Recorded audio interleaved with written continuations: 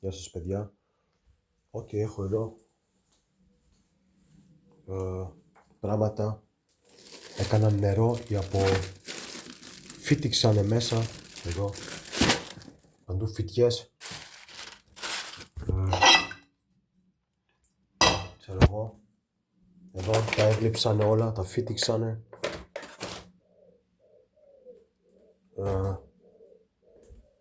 παντού φυτιές. Εδώ έκανανε κάτι, ξέρω εγώ, γλύφουνε τα βόστ, ξέρω εγώ, τα γλύφουνε, τι τα κάνουνε. Αυτό εδώ το ήταν γλυμμένο. Πρέπει να το κάνω εδώ γιατί καθαρίσω, δεν μ' αρέσει έτσι, γιατί είναι βρώμικο. Πρέπει να φάω κάτι, γιατί πρέπει να φάω κάτι, δεν έχω λεφτά γι' αυτό.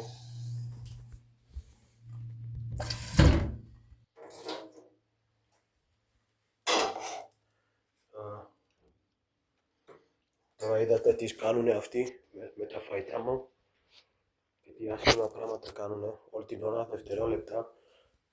Λέει δευτερόλεπτο, ένας, αυτά από τα 6 άτομα.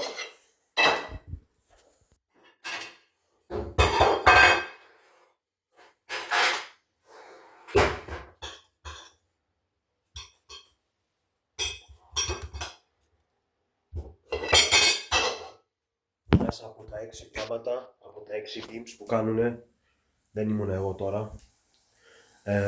Κάποιος από τα 6 beams λέει κάθε δευτερόλεπτο στο σώμα μου με τα αισθήματα και τη φωνή του λέει πουλάς γκόλο πουλάνε, λέει κάθε δευτερόλεπτο 1 second, το λέει 1000 φορές σε 30 λεπτά, 10.000 φορές.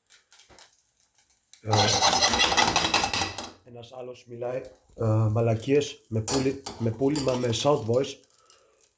Ο άλλος μιλάει με αισθήματα και όλη την ώρα ο άλλος κάνει history telling.